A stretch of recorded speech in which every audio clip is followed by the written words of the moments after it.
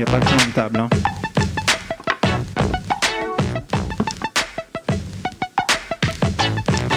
Est-ce que le micro de Fabienne qui marchait pas tout à l'heure marche? Et ces micros? Normalement, ça devrait fonctionner. Oui, ça marche. Ça fonctionne. Je crois qu'on entend. Alors, j'ai le plaisir d'accueillir Nicolas Taverneau, président du directoire d'M6, Maxime Saada, président du directoire de Canal+, David Kessler, patron d'Orange Content, Delphine Ernotte, présidente de France Télévisions, et Alain Veil, président directeur général de Altice France, SFR. Bienvenue à tous. Alors David en parlait à l'instant, on va assister à un vaste bouleversement dans le milieu de la télé qui est déjà en cours.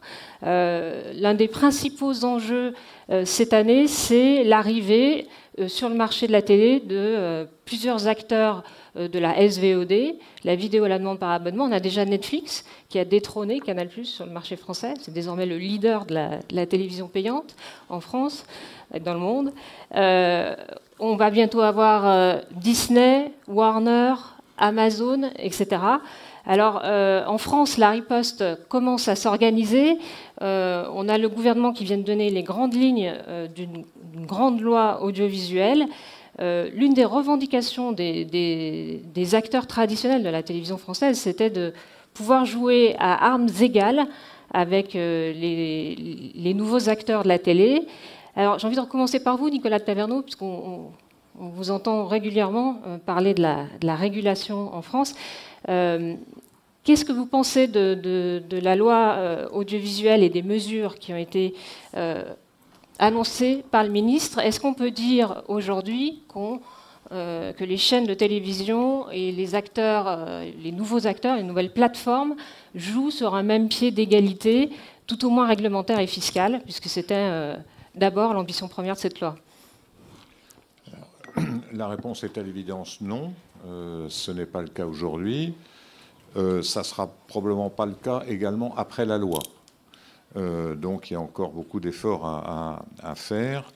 On va pas, tout le monde connaît les bouleversements que vit le secteur.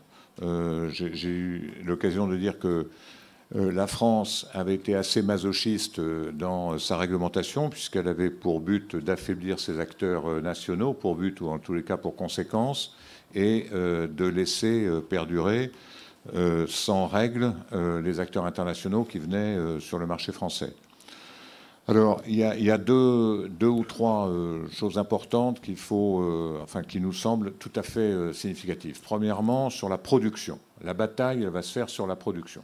La France, vous l'avez vu, exporte moins, se fait racheter la plupart de ses sociétés de production par des acteurs internationaux, empêche les groupes médias, les groupes audiovisuels d'investir dans la production par le phénomène des quotas. Et nous sommes aujourd'hui dans une vraie difficulté et c'est là-dessus que sera jugée la loi.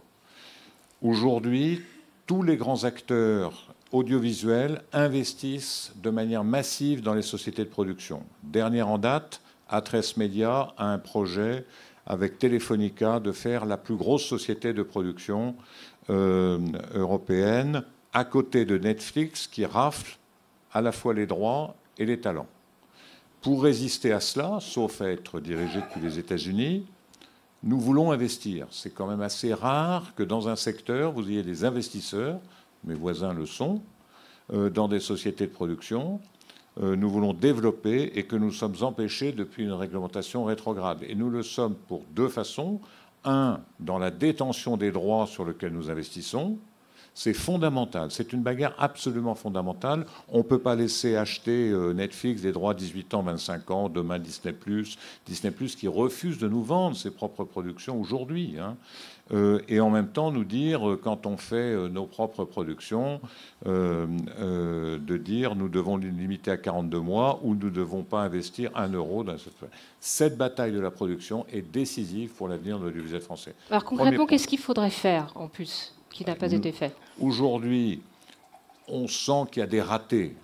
Là, il y a une intention qui est de dire oui, les groupes audiovisuels peuvent avoir accès à de la production par différents moyens, des investissements, etc. Et on est en train de dire non, mais il faut protéger tout un écosystème indépendant. J'observe d'ailleurs que les sociétés de production dites indépendantes se réjouissent tous du projet de loi auprès de la communauté financière, les déclarations en font foi. Donc cette loi ne nous paraît pas aujourd'hui, il faut aller au bout dans cette affaire de production pour constituer des groupes médias. Changer les règles de détention des mandats, de la durée des droits, de la détention du capital. Nous devons aller dans ce domaine-là et je pense que mon voisin en sera d'accord. La deuxième, ça c'est une bataille absolument phénoménale, essentielle. Sinon, on sera balayé. On sera balayé. Ça sera les Anglais, les Allemands, les Espagnols et les Américains qui auront la main sur la production française. Deuxième chose, favoriser les mouvements de consolidation. J'en avais parlé l'année dernière ici. Ces mouvements de consolidation, aujourd'hui, je ne me suis pas assis à côté de Delphine. Pourquoi? Parce que l'autorité de concurrence m'aurait peut-être reproché ça. Un collaborateur d'M6 est allé diriger Salto, choix commun que nous avons fait avec Gilles Pélisson et Delphine Ernotte. Il a dû rendre son badge avant même d'avoir signé son contrat à M6. Enfin, je dis ça, mais les conditions qui ont été mises sont absolument hors normes par rapport aux conditions de fonctionnement des principaux concurrents de Salto. Voilà. Donc ça, il va falloir que le système de régulation européen et français bouge si on ne veut pas se faire avaler. Nous l'avons dans les dispositifs anti-concentration. Si demain les radios du groupe Lagardère sont à vendre, je ne peux en acheter qu'une. Voilà. Les étrangers peuvent en acheter 3. Voilà. Donc ce système de régulation ne fonctionne plus. La taxation, encore un effort, on va dire, au ministre, au pluriel. Lorsqu'on voit que notre taxe sur le CNC baisse, il est envisagé, sous réserve du vote de la loi, qu'elle baisse, en ce qui concerne les télévisions gratuites, de 0,5 points, 0,5 points sur un total de 5,65, parce qu'on va mettre au même taux les acteurs de SVOD internationaux. Je me dis que si ça compense, ça veut dire qu'eux représentent 0,5 points de ce que nous payons. Ça me paraît peu équilibré. Donc là aussi, il y a encore des efforts à faire en matière de régulation fiscale pour avoir des... Voilà. Et enfin, alors qu'est-ce que nous faisons? Nous n'attendons pas que le gouvernement fasse à notre place. Nous voulons simplement, investir dans la production massivement. Nous l'avons fait déjà dans le cinéma. Nous sommes prêts à le faire davantage. 2, regrouper nos forces, nous le faisons avec France Télévisions et TF1 en ce qui concerne Salto. Nous le faisons en technologie, nous sommes prêts à ouvrir nos affaires technologiques sur lesquelles nous avons beaucoup investi. Je vais vous donner un chiffre. M6 investit 18 millions d'euros dans la techno OTT. Netflix investit 1,1 milliard. On a pensé qu'en se mettant à plusieurs, c'était mieux. Voilà. Donc nous faisons, nous, avec les chaînes du groupe RTL, une plateforme technologique à Lyon. Et nous sommes prêts à accueillir beaucoup de partenaires. Nous allons d'ailleurs faire la plateforme Salto. Voilà. Troisième chose, recherche commune en création. On développe un laboratoire créatif avec nos collègues européens de formats pour ne pas avoir à acheter des formats nord-américains.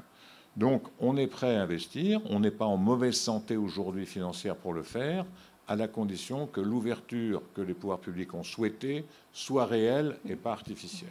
Il y a quand même eu quelques craintes sur ce point. Des allègements sur les règles du jeu, notamment en matière de publicité. Peut-être Delphine Ernotte, sur ce constat, quand même. C'est zéro. C'est zéro.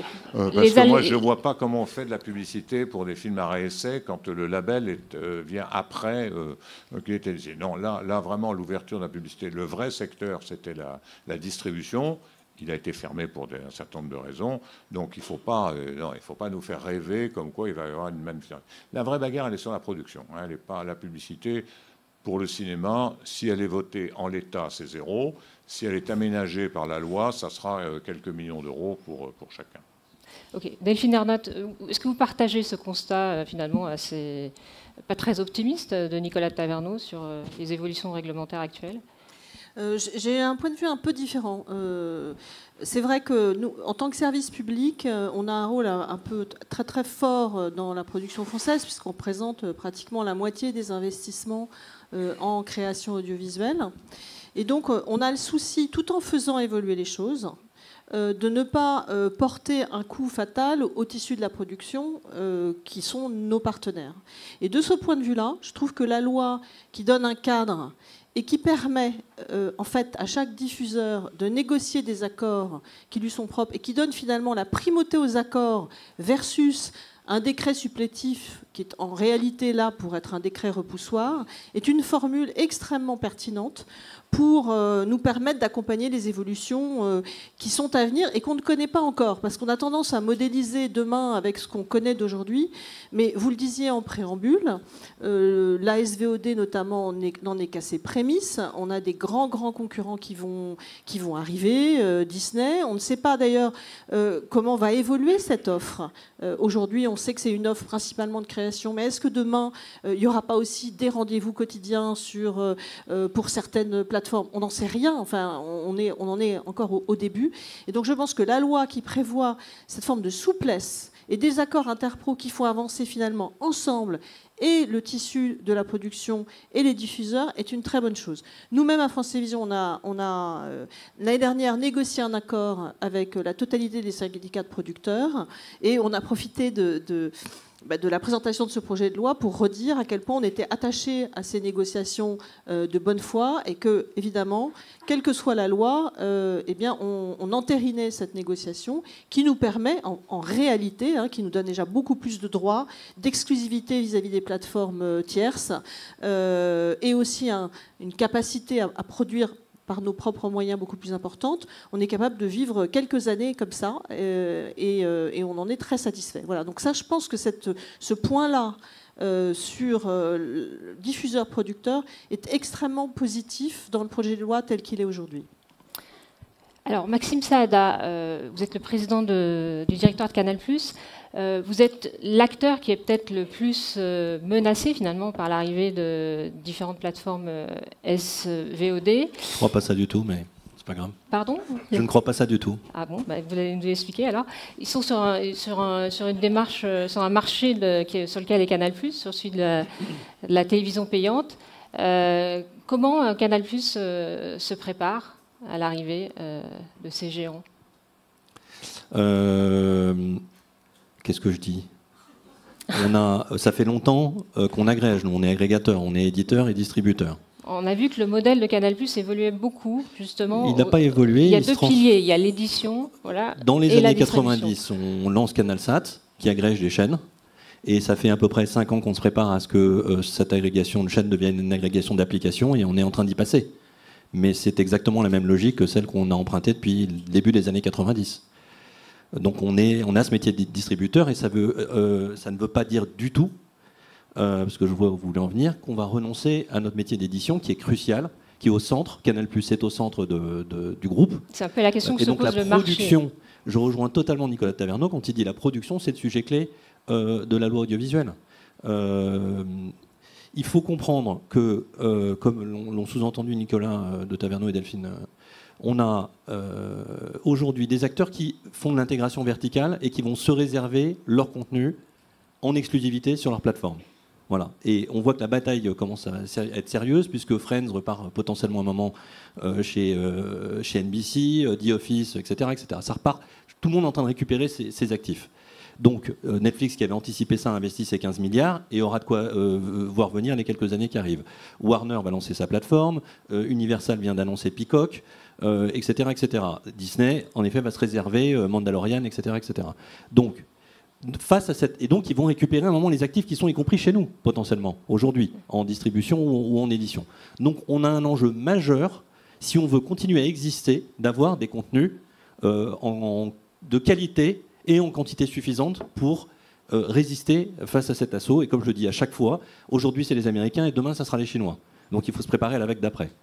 Et moi je suis dans une logique, parce que je sais que maintenant je suis pas comme Nicolas, j'ai pas son expérience, mais j'ai eu le temps en à peu près 15 ans dans le secteur de voir qu'il y a plusieurs cycles, qu'on est toujours sur des cycles de 3 à 5 ans. Moi je pense que là on va avoir un cycle où tout le monde va se lancer en OTT, et puis ensuite il y en a plus de la moitié qui vont mourir.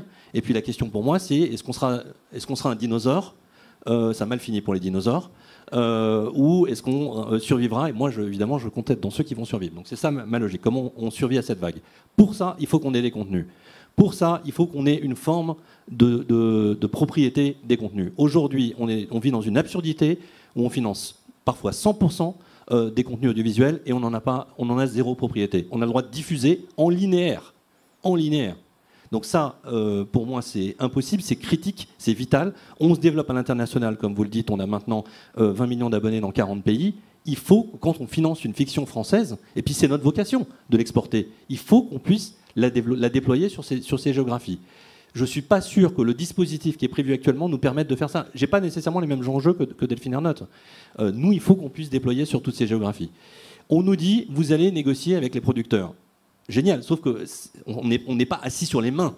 Ça fait 3 ans qu'on essaie de négocier, ou 4 ans qu'on essaie de négocier avec les producteurs. Nous, on n'a pas réussi. Pourquoi ? Parce que certains sont concurrents. Voilà, ils veulent aussi distribuer leur contenu. Résultat, la France exporte très mal sa fiction. Et à un moment donné, si les diffuseurs ne peuvent pas être propriétaires, on n'y arrivera pas, et eux non plus. Donc moi, je suis très inquiet sur ce sujet. Je rejoins parfaitement Nicolas Taverneau sur le fait que c'est le sujet central. L'autre sujet, c'est le rééquilibrage entre les Français et les Américains, pour simplifier. Nous, ce qu'on voit surtout, c'est qu'il y a une volonté, et qui est légitime hein, et qui est bienvenue, de faire participer les plateformes américaines au financement de la création. Super. Bon, on n'a pas très bien compris comment ça marche. Donc, la façon dont ça marche, ça sera quand même critique, hein, parce que contourner, c'est quand même, on le voit en ce moment, Pierre Louette est en train de mener un combat, il y en a d'autres, c'est quand même des gens qui sont très très habiles pour ça. Donc est-ce que ça sera effectif ? Et 2, nous on espérait aussi un allègement un peu de notre côté. Et là, j'en vois, alors là, toi t'espères quelques millions sur le CNC, moi je sais déjà que ça sera 0. Je rappelle qu'on paye 78 millions d'euros de taxes au CNC, dont une majoration de 18 millions d'euros qui est faite pour les entreprises dont le nom commence par C et finit par plus. Il n'y a que nous pour la payer celle-là. Donc moi, là, j'ai un sujet d'inquiétude qui est que je ne vois pas ce rééquilibrage, je ne vois pas l'allègement qu'on espérait pour enfin pouvoir rivaliser face aux Américains. Les chaînes payantes laissées pour compte de la loi audiovisuelle, dit Maxime. Le seul sujet sur lequel j'ai un espoir, qui sera sans doute tué dans les mois qui viennent, mais là, au jour d'aujourd'hui, je suis obligé de reconnaître que j'ai un espoir, c'est le piratage, qui est un sujet essentiel, je pense, pour la création, pour Canal+, mais pas que pour Canal+, pour la création, et où là, on a le sentiment que le dispositif qui est envisagé répond pleinement à nos attentes. J'espère juste qu'il ira au bout des débats, etc., etc. Mais nous, là, on doit dire que le sujet a été pris à bras-le-corps par le ministère.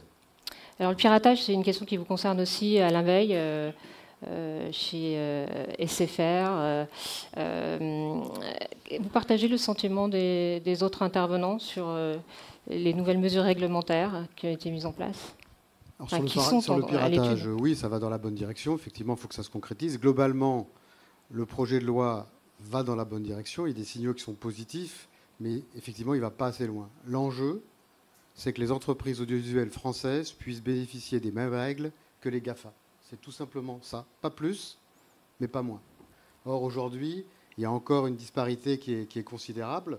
On nous impose des règles sur la publicité locale. Alors, le prétexte, c'est de sauver la PQR, ce qui est louable et nécessaire. Sauf que c'est une mauvaise solution. Ce n'est pas parce que nous, on n'ira pas sur les marchés locaux que la PQR va assurer son avenir. Par contre, pendant ce temps-là, Google est aujourd'hui le premier acteur de la publicité locale en France. Sur le cinéma, effectivement, les règles ne sont pas très claires. On nous demande d'investir dans le cinéma. Alors nous, on a plutôt renoncé tellement c'était effectivement compliqué. On n'arrivait même pas à obtenir le fait qu'on puisse avoir le secteur du cinéma comme client. Alors de l'autre côté, on nous disait si vous devez investir. Et puis j'ai compris que vis-à-vis des gens du cinéma, on n'était pas une chaîne de télévision, on était un guichet. C'est comme ça qu'on nous appelle. On était un nouveau guichet. Donc ça ne donnait pas très envie de continuer. Mais plus sérieusement, il faut être beaucoup moins naïf. Moi, je ne critique pas les GAFA, ils sont effectivement très, très habiles. Mais le pire, c'est qu'ils agissent dans des règles qui existent. Ils respectent la législation, la loi. Les États sont beaucoup trop naïfs, beaucoup trop lents sur la fiscalité, par exemple. Et la législation met trop de temps à évoluer. On ne peut pas accepter aujourd'hui que, encore une fois, on ait des règles qui ne s'appliquent pas aux GAFA. Par exemple, BFM TV, depuis quelque temps, fait des reportages longs, 26 minutes ou 52 minutes le lundi soir. Ça marche bien, on a recruté des journalistes en plus.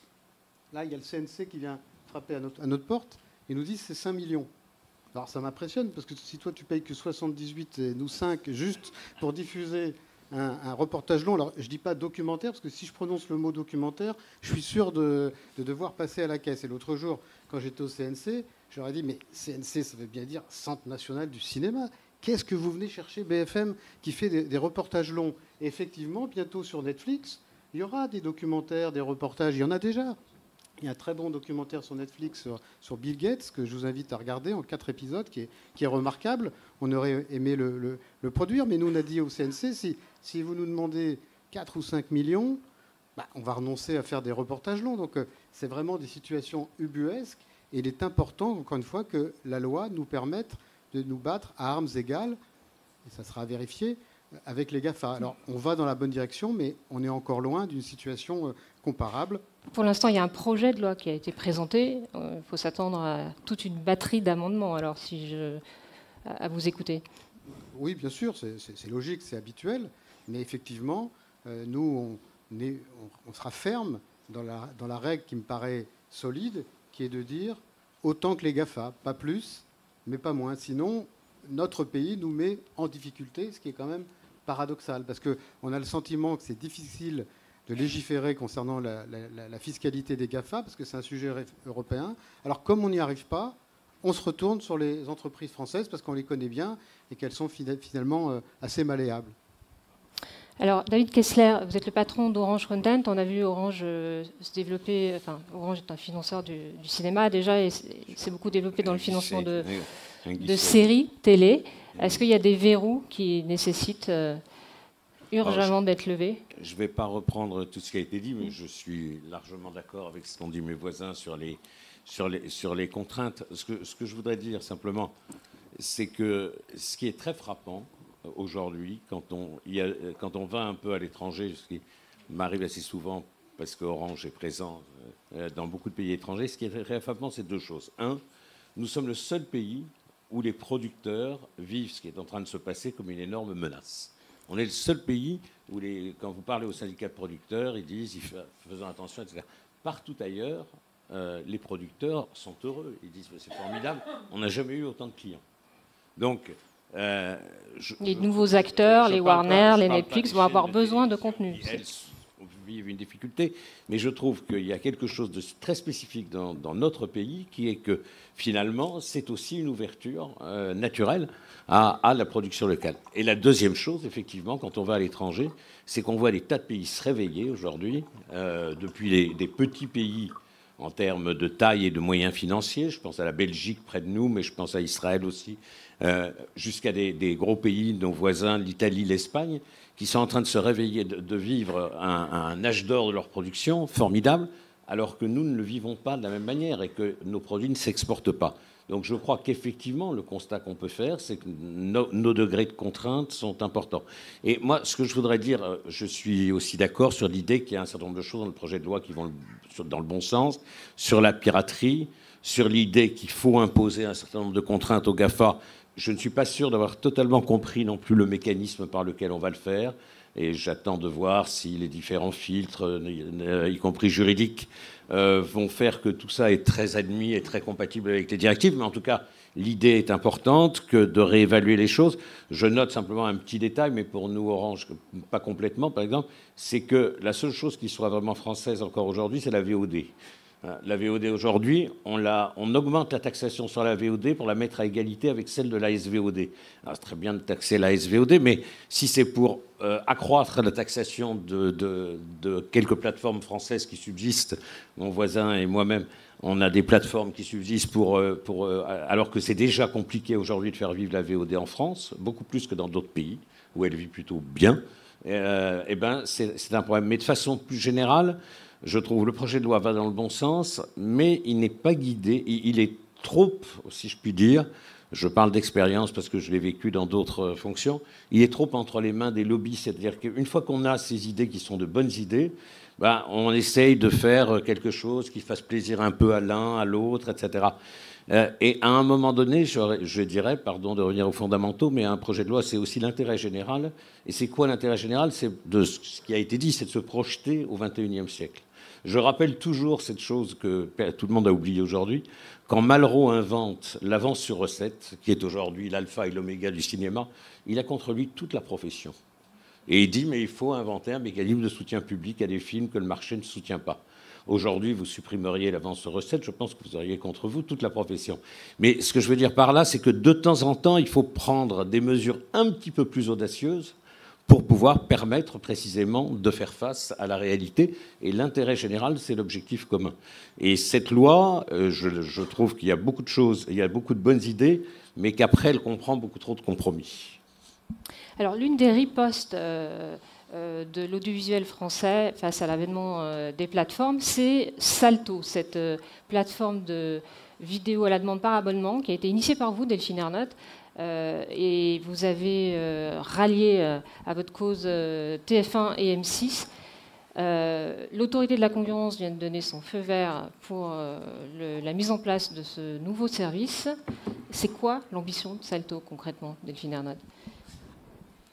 Précisément dans ce nouveau marché de la SVOD qui ne fait que démarrer, nous pensons à Troyes qu'il y a une place pour un acteur local et qu'on n'est pas assez puissant isolément pour revendiquer cette place, qu'il n'y aura pas la place pour 36 acteurs locaux et qu'on a intérêt à s'allier, d'où cette alliance avec TF1 et M6.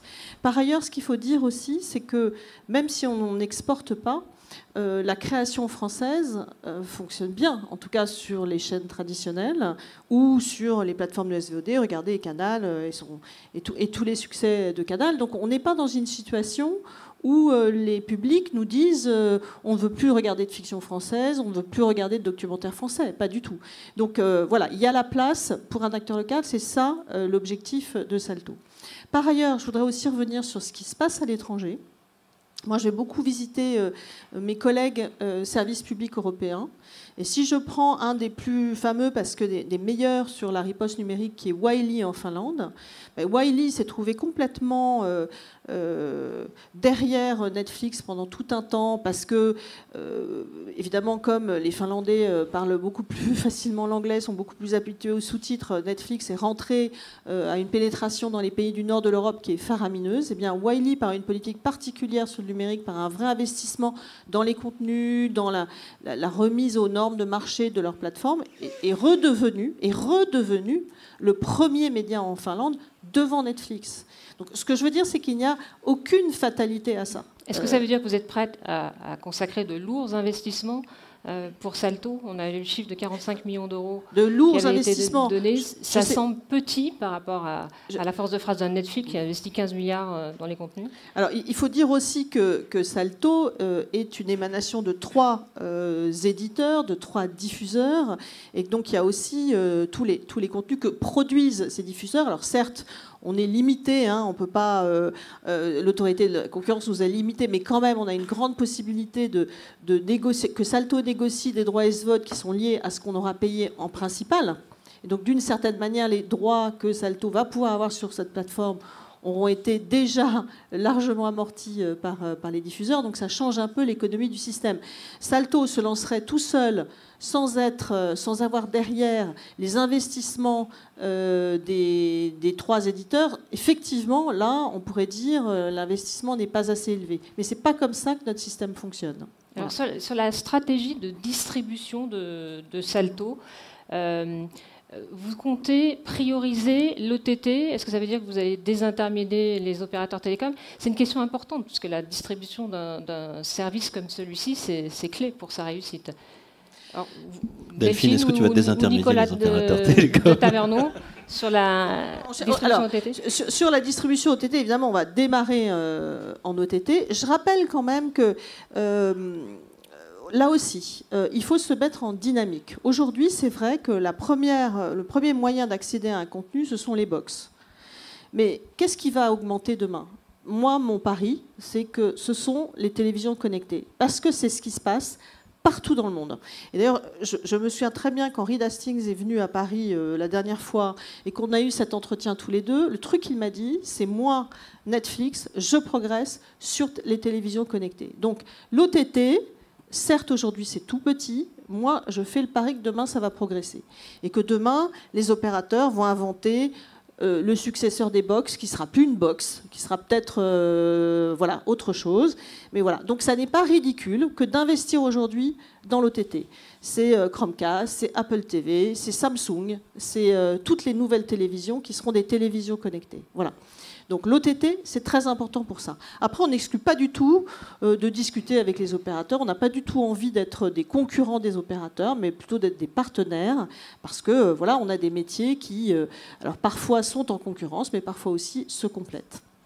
Alors, les opérateurs télécoms, Canal+, est-ce que peut-être Maxime Saada, est-ce que vous seriez intéressé pour distribuer Salto, qui est quand même un projet qui reprend, si on a bien compris, l'essentiel des programmes de TF1, d'M6 et de France Télévisions, avec simplement une partie seulement de contenu exclusif?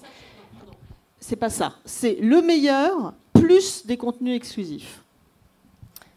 Est-ce que c'est intéressant en distribution? Alors d'abord, moi je veux rendre hommage à Delphine Ernotte. Parce que franchement, ce truc-là, elle m'en parle il y a 3 ans ou un truc comme ça à La Rochelle. Et arriver à faire ça et à réunir... Ah oui, d'accord. Franchement, chapeau. Vous a proposé déjà, premièrement, chapeau. Deuxièmement, que Delphine Ernotte vous a on en a proposé parlé, et Delphine est comme ça, on en a parlé avec tout le monde. Deuxième chose, c'est une initiative, honnêtement saine. On ne peut pas contester l'initiative qui est de regrouper les acteurs principaux du gratuit, j'ai bien dit du gratuit, face aux plateformes qui se développent. Donc ça, incontestable. Et en effet, il y a à peu près 3 milliards d'euros d'investis dans les contenus de France Télé, TF1 et M6. Donc c'est important. Et voilà. Donc ça, moi, je salue tout ça. Après, je suis... j'ai quand même tous ces contenus aujourd'hui, en attendant de voir ceux qui seront exclusifs. Donc, je n'ai pas de nécessité en tant que distributeur d'avoir accès à Salto, dans la mesure où j'ai les contenus de France Télé, de TF1 et de M6, j'en suis ravi. Certains m'ont coûté de l'argent. Et 2, c'est justement mon sujet, c'est je voudrais juste éviter que ça devienne un axe de plus pour en fait faire basculer des contenus qui aujourd'hui sont gratuits, accessibles gratuitement, en mode payant. Voilà, c'est ça, moi, évidemment, le sujet qui me concerne et qui, à mon avis, devrait concerner un peu les Français. C'est est-ce qu'à un moment donné, ils vont soit être privés de certaines chaînes, si les opérateurs refusent de les payer, comme ça s'est passé récemment pour BFM, ou est-ce qu'il va falloir qu'ils payent pour avoir accès au contenu théoriquement gratuit de TF1, M6 et France Télé. Voilà, moi, c'est la seule question que j'ai. Après, je pense en effet que c'est très coûteux. Nous, à un moment, on nous avait attribué la volonté de développer un Netflix européen. Je peux vous dire que ça n'a jamais été le cas chez Vivendi de vouloir faire un Netflix européen, parce que tout le monde sait que c'est une proposition extrêmement coûteuse, à plusieurs milliards d'euros. Il y a un projet d'alliance avec Mediaset, quand même. Oui, alors on regarde l'Europe du Sud, on regarde... évidemment, on veut faire des choses. MyCanal, on est en train de le déployer sur les 40 pays que j'ai cités tout à l'heure. Donc, nous, on a une plateforme qui est MyCanal qu'on veut déployer. Je dis juste... c'est les mêmes ordres de grandeur que ce qu'évoquait Delphine. C'est 3 milliards. Nous, on dépense 3 milliards exactement dans les contenus. Il y a besoin d'une masse importante pour se déployer. C'est très, très coûteux comme proposition. Voilà, c'est tout. Est-ce qu'on peut rivaliser avec des investissements limités? Nicolas Taverneau, pour répondre. Oui, alors, d'abord, il faut regarder ce qui se fait en Europe dans ce domaine-là.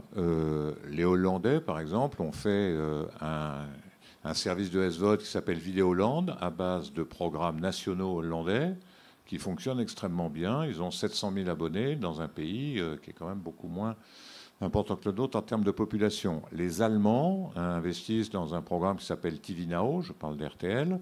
Ils ont 800 000 abonnés actuellement. Ils ont un taux de croissance très significatif en offrant des programmes sur lesquels ils investissent en première vision, en exclusivité, quelques nouveaux programmes.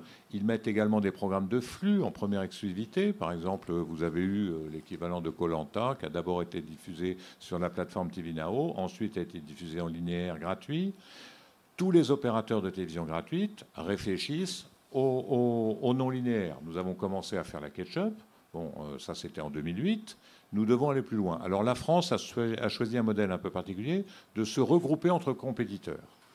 Pourquoi? Parce qu'on a considéré qu'y aller tout seul, chacun, c'était assez risqué compte tenu des enjeux et qu'on mettra plus de moyens. Donc nous faisons ce que font tous les autres pays européens, certains avec succès, développer une coloration nationale à un service de SVOD, et nous pensons que... c'est pour ça que la bataille des droits est essentielle. Aujourd'hui, nous n'avons aucun droit SVOD. Aucun. Or, nous avons financé des programmes à plus de 100%, si j'ose dire, du financement. Donc il n'est pas normal, et c'est la raison pour laquelle, encore une fois, la bataille de la production, c'est aussi la bataille des services de SVOD nationaux qui fonctionnera ou qui ne fonctionnera pas. Et quant à la distribution, il y a l'OTT, mais nous proposerons effectivement le service Salto à ceux qui en voudront bien. Moi, je pense que là, il ne faut pas les légiférer sur des choses qui sont inutiles. Quand Maxime dit « est-ce que les Français auront toujours accès gratuitement à la télévision ?» D'abord, il est responsable d'une télévision à péage, donc j'espère qu'il pense aussi à lui. Et je le rassure, M6 sera toujours accessible aux Français par l'intermédiaire du réseau hertzien gratuitement, c'est une obligation. Par contre, nous pouvons développer des produits à valeur ajoutée, c'est ce que nous faisons, comme Salto, à qui nous les proposerons. Ça, si Maxime veut bien nous les payer, on lui donnera. S'il ne veut pas nous les payer, on ne lui donnera pas. La règle est simple. Elle a été confirmée par un CSA extrêmement pragmatique et intelligent. Je le dis très fortement. Le CSA a changé. Voilà, de président, notamment. Il est très bien orienté. Et je trouve que ce sujet-là, en disant « moi, je veux bien faire les bons offices, mais c'est une affaire d'offre et de demande. Si vous voulez telle chaîne... tel distributeur, ben vous la rémunérez. Si vous ne voulez pas la rémunérer et que vous voulez quand même la distribuer, donc les gens ne sont pas obligés de s'abonner à tel ou tel opérateur. Ils ont le choix. Ils ne sont pas obligés de regarder telle ou telle chaîne. Ils ont le choix. Donc ne légiférons pas sur des aspects qui n'en valent pas. Et regardez. Il y a eu des petites coupures, mais finalement, tout le monde s'est bien entendu. Tout le monde s'est très bien entendu. On a fini par trouver des solutions. Alors, chez Orange, à chaque fois qu'il y a eu une initiative de Netflix à la française ces dernières années, Orange était associé au projet de réflexion des différentes chaînes. Cette fois-ci, sur Salto, ce n'est pas le cas. Pourquoi, David Kessler ? Salto, c'est d'abord l'alliance de 3 chaînes qui sont des chaînes en clair. Donc, on n'a pas vocation naturelle à être associé à ce projet tel qu'il est. Et comme disait tout à l'heure Nicolas Taverneau, c'était déjà assez compliqué du point de vue concurrentiel. Je ne suis pas sûr que ça aurait ajouté quelque chose. Non, je voudrais dire juste 2 choses. Un, par rapport à ce qu'a dit Delphine. Évidemment que la question se pose dans l'avenir de savoir quel sera le futur de la boxe. Je crois que personne ne peut avoir de doute là-dessus. La caractéristique française, néanmoins, aujourd'hui, quand on regarde le marché, c'est la puissance de la boxe. Les chiffres chez nous, mais c'est vrai aussi, je crois, chez nos concurrents, c'est qu'on ne voit pas de phénomène qui est équivalent à celui... On ne voit pas se développer massivement de phénomène équivalent à celui que les Américains appellent le cord cutting. Donc, pour l'instant, le passage par la boxe est un passage un peu obligé pour ceux qui veulent développer leurs produits à côté de l'OTT. Pas à la place, mais à côté de l'OTT. Donc c'est la raison pour laquelle, d'ailleurs, les grandes plateformes OTT américaines, elles frappent à la porte aussi des opérateurs pour pouvoir... il faut trouver les accords. Et comme dit Nicolas, il faut trouver un accord sur le prix, etc. Mais néanmoins, ça fait partie de la caractéristique actuelle. Deuxième élément sur le projet Salto, je suis d'accord avec 2 choses. La première, c'est que je pense qu'aujourd'hui, les regroupements sont d'une manière ou d'une autre indispensables. Indispensable surtout. Il ne faut pas créer une télévision gratuite, une télévision payante et puis point barre. L'idée n'est pas de dire il faut supprimer le système concurrentiel qui est la nature des choses. Mais il s'agit de dire il faut que les opérateurs, de façon générale, mettent en commun un certain nombre d'efforts parce que s'il n'y a pas ça, on sera complètement... On est face à des géants, ça a été rappelé, les chiffres ont été rappelés, on est dans des domaines sans commune mesure avec les nôtres. Et donc les regroupements ou les rapprochements qu'on peut faire d'une manière ou d'une autre, sont absolument indispensables. Et donc, de ce point de vue-là, moi, je ne doute pas qu'on aura des discussions le moment venu avec Salto. Et puis après, on verra si on se met d'accord. Alors, vous parliez de rapprochement. Peut-être qu'aussi, les rapprochements qu'on peut envisager s'envisagent au plan européen, peut-être même pour Salto. Delphine Ernotte, sur... Ce qui est compliqué, bien sûr qu'on travaille à ça avec nos collègues européens, parce que ce qu'on dit sur la France, c'est-à-dire qu'on n'a pas la taille critique les uns séparément et on n'a pas la taille critique tout court, c'est encore plus vrai à l'échelle européenne. Donc l'idéal, et je pense que le vrai objectif, ce serait d'être capable de construire une ou des plateformes européennes. Là, on se heurte à un sujet très sensible qui est les droits. Effectivement, aujourd'hui, on n'a pas les droits Europe, ou alors il faudrait dépenser des sommes très très importantes pour obtenir ces droits Europe.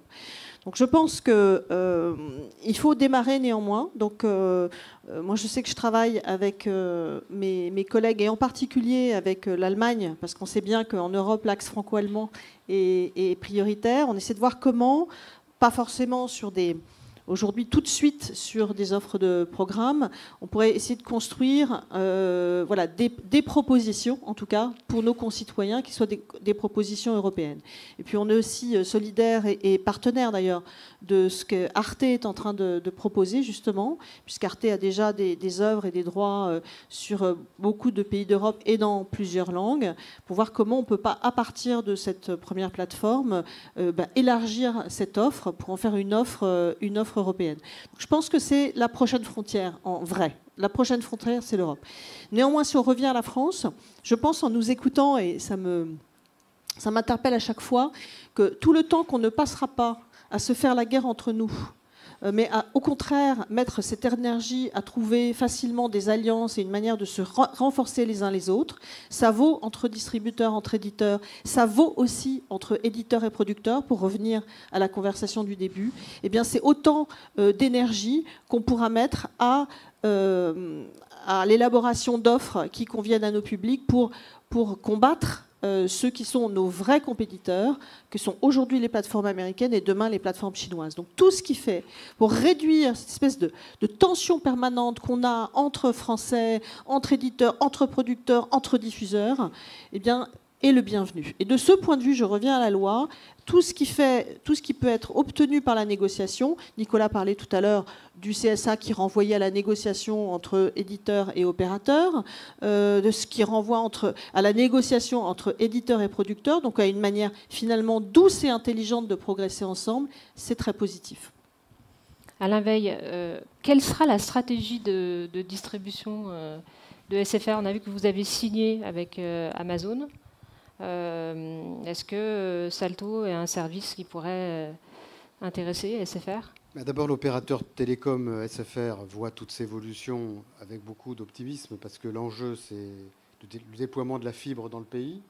En 2022, 80% de la France ça sera fibré. 2025, 100%, c'est-à-dire les plus petits villages français seront fibrés. Donc tout le monde aura accès à tous les services modernes de télévision, c'est-à-dire toutes les plateformes SVOD et la télévision délinéarisée en général. Donc ça va contribuer à changer grandement les habitudes. Donc nous, on voit ça avec beaucoup d'enthousiasme. C'est pour ça qu'on est un acteur très motivé et majeur dans le déploiement de la fibre en France. Après, nous, on a vocation à proposer le meilleur de la télévision dans toutes ses dimensions, en linéaire, en délinéarisé.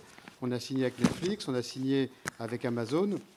Il serait logique qu'on signe avec Salto demain. Ce n'est pas du tout un sujet qui nous pose un problème. Ça sera évidemment un sujet de négociation, mais en tant que citoyen, moi, je trouve que c'est une très bonne chose que le service public ait joué un rôle moteur dans la constitution d'une plateforme autour de la création française. Je crois que c'est important. Et si on peut être un acteur qui serve les intérêts de Salto, on sera ravis de le faire. Alors, le temps passe. On a le temps de prendre une ou deux questions dans la salle, s'il y en a. J'aperçois une main se lever là-bas.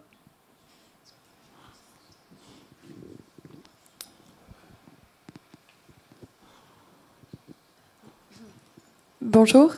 Pardon. Donc, ce serait pour revenir au sujet Salto. Vous parliez du coup, Maxime Saada parlait de l'avenir en fait des contenus gratuits. Donc là, je parle en tant que consommatrice. Qu'est-ce que devient le replay en fait? Tout ce qui est vos plateformes mères. Et moi, imaginons que je veux regarder, je sais pas, Plus belle la vie ou je ne sais quel contenu. Comment est-ce que je vais le retrouver? Vais-je devoir payer et où vais-je devoir aller? Alors, je vous rassure tout de suite, le rattrapage et même la preview, parce que sur France.tv, vous pouvez regarder tous vos programmes du soir à partir de 6h du matin, ça continuera à être une offre de chacun. Nicolas de Taverneau l'a dit pour M6, c'est vrai pour TF1, c'est vrai pour France Télévisions. Donc, Salto est une offre en plus, ce n'est pas une offre à la place de l'offre gratuite qui, par ailleurs, est étendue. Dans le même temps que nous travaillons sur Salto, tous nous étendons notre offre gratuite. Je vous l'ai dit pour France.tv, nous avons ouvert la possibilité de regarder en avance de quelques heures les programmes du soir. Donc on voit que ça n'est pas en compétition. La grosse différence, c'est que en fait, l'offre gratuite des chaînes que nous représentons, c'est une offre qui bouge en fonction de l'antenne. Voilà. Alors que Salto, c'est une offre de catalogue. Donc c'est la différence entre un kiosque de presse et une bibliothèque municipale. Dans la bibliothèque, vous allez pouvoir retrouver non seulement la saison qui est en cours, mais les 10 précédentes. Voilà, donc c'est une offre de catalogue, ce qui est très très différent. Et on ne pourrait pas faire cette offre de catalogue gratuitement, parce qu'on nous pose aussi la question, et Maxime a commencé à introduire le sujet, après tout il y a le service public, pourquoi c'est pas gratuit? C'est pas gratuit parce que les droits, nous ne les avons pas. Et donc nous devons rémunérer les ayants droit pour mettre à disposition cette grande bibliothèque audiovisuelle de contenu français. Voilà. Donc, je crois que j'ai répondu à votre question. Une dernière question dans la salle, avant de clôturer la table. Bonjour à tous. Alors, on a parlé de la difficulté des productions françaises à être exportées. On a beaucoup parlé évidemment de l'argent, c'est le nerf de la guerre. Mais est-ce que vous pensez que la production française pêche à d'autres égards? Et est-ce qu'elle devrait faire d'autres efforts au-delà juste du financement pour être plus exportée ou pour séduire plus de public? Merci. Je peux prendre un en tout cas, pour moi, pas du tout. Elle est extrêmement attractive. Elle le démontre pour nous quasiment à chaque fois. On a Apple qui nous a proposé d'avoir un store Canal+ dans toutes ses géographies. Et ce qui nous empêche, c'est simplement les droits, même sujet. Mais on le sait, on mesure la popularité de nos séries, que ce soit en linéaire d'ailleurs, puisqu'on a eu des énormes succès linéaires avec Versailles, avec Les Revenants, avec Le Bureau des légendes ou autres, en Angleterre ou dans d'autres pays où on a été diffusé. Et pas francophone, je veux dire, Le Baron Noir, on a quand même fait 1 million d'audience en Angleterre avec Le Baron Noir, qui est quand même français, quoi, très. Donc on a vraiment tout ce qu'il faut en termes de talent, ça c'est certain, d'histoire, de culture, que ce soit au niveau de l'écriture, de la réalisation, de la production. Franchement, de mon point de vue, évidemment, nous, on essaie d'avoir une ambition plus large. Notre prochaine création originale, on l'a coproduit avec Fox, ça sera La Guerre des Mondes. C'est un projet très ambitieux, qui est mondial, et qu'on vend partout dans le monde. Mais honnêtement, pour moi, il n'y a pas de sujet de nécessaire refonte de ce point de vue-là, du point de vue de la qualité de ce qui est produit. Nicolas, un dernier mot? Je confirme ce point de vue. 2 exemples. Dans les programmes de flux, par exemple, quand on a acheté le format Top Chef aux Américains, c'est aujourd'hui l'adaptation française est un modèle pour l'étranger. Voilà. Donc on sait faire. Lorsqu'on a acheté le format scène de ménage, l'adaptation française est bien meilleure que l'adaptation espagnole, ils le reconnaissent, la qualité des auteurs, etc. Donc on a tout à fait le talent, simplement c'est l'organisation et notamment la distribution de ces programmes à l'étranger où on a des organisations qui sont plus puissantes pour mieux distribuer. Ça c'est la première chose. Et la deuxième chose, attention néanmoins de ne pas se dire ça comme on a la qualité. Il ne faut pas bouger. Aujourd'hui, je vois le mouvement en Angleterre, en Allemagne, en Hollande, en Espagne et en Italie est considérable. Et surtout, pour faire des projets, il faut de l'argent. Il faut beaucoup d'argent pour les développer, les conventions d'écriture, etc. Il faut énormément d'argent et nous sommes prêts à y investir. Et s'il y a trop de fragmentation de la production, il n'y a pas des regroupements, je pense qu'on perdra la bataille, comme on est en train de la perdre à l'exportation, malgré des bons programmes. Je vous dis à tous les 5 merci. Rendez-vous l'année prochaine, on tirera un premier bilan de la loi qui aura été votée. Les décrets ne seront sans doute pas tous passés.